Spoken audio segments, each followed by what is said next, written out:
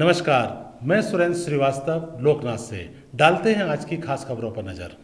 गतिमान फाउंडेशन द्वारा 168 जवानों को कोर्ट मार्शल से प्रभावित परिवारों को आर्थिक सहायता और जवानों को ज़रूरी कानूनी सहायता दिलाने के लिए निरंतर प्रयास किए जा रहे हैं। इस कड़ी में गतिमान फाउंडेशन व क्षत्रिय महासभा के द्वारा जन समर्थन हासिल करने के लिए एक भव्य आयोजन कोटेश्वर मंदिर के पास आयोजित किया, जिसमें सैकड़ों लोगों ने भाग लिया।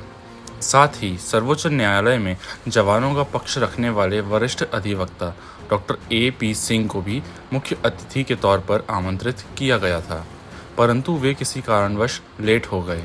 लेकिन उन्होंने सुबह उषा किरण होटल के बाहर जवानों के प्रोग्राम में आयोजकों से मुलाकात की और उनका हौसला बढ़ाया। इसी बीच पत्रकारों से चर्चा के दौरान उन्होंने कोर्ट मार्शल किए गए जवानों के परिवारों को हो रही आर्थिक व सामाजिक परेशानियों को पत्रकारों के समक्ष रखा और कहा कि देश को फौज के अफसरों को तथा भारत सरकार को इस ओर ध्यान देना चाहिए और कोई हल निकालना चाहिए।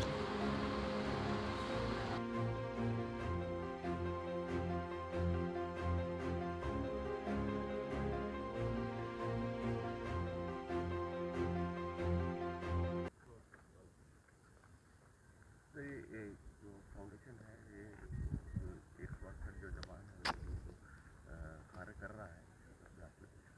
नहीं, गतिमान फाउंडेशन जिस तरह से पूरे देश के सैनिकों के लिए कार्य कर रहा है, विकास जी हमारे साथ हैं, उसको चलाते हैं। और क्षत्रिय समिति, क्षत्रिय जागरूकता समिति की हमारी महिलाएं हैं और सभी, और गतिमान फाउंडेशन जो पूरे देश की है। ग्वालियर से, आज मैं ग्वालियर में हूँ, मध्य प्रदेश है, और ग्वालियर धार्मिक नगरी है, ग्वालियर धर्म की नगरी है। और शासन काल के समय, प्राचीन काल की बात करें, राजसी शासन की बात करें, वो तो सब ठीक है ही है। लेकिन आज जो देश सुरक्षित है, आज अगर राष्ट्रीय ध्वज हमारा सुप्रीम कोर्ट, राष्ट्रपति भवन या भोपाल विधानसभा या जबलपुर और ग्वालियर हाई कोर्ट में अगर लहराता है ऊपर राष्ट्रीय ध्वज, तो वो हवा से नहीं लहराता है।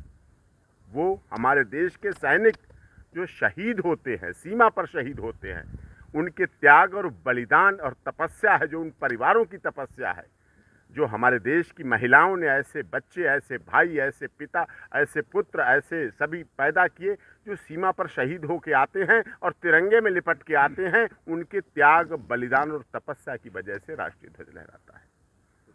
इसमें गतिमान फाउंडेशन, विकास जी लगातार संघर्ष कर रहे हैं, पूरे देश में जाते हैं और जो भी सैनिकों से संबंधित समस्याएं हैं, जो भी आर्मी के लोगों की समस्याएं हैं, कई मामले ऐसे हैं जिनमें ये याचिका करता है। माननीय सर्वोच्च न्यायालय में ऐसे मामले चल रहे हैं जो उनके परिवारों के साथ गलत हुआ, जो सैनिकों के परिवारों के साथ जब गलत होता है तो ऐसे में लोग चुप रह जाते हैं।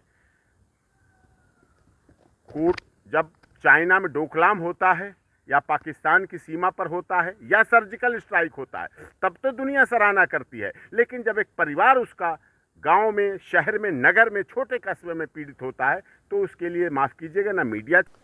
ऐसे ही इंफॉर्मेटिव प्रोग्राम्स को देखने के लिए आप हमारे YouTube चैनल को सब्सक्राइब करें।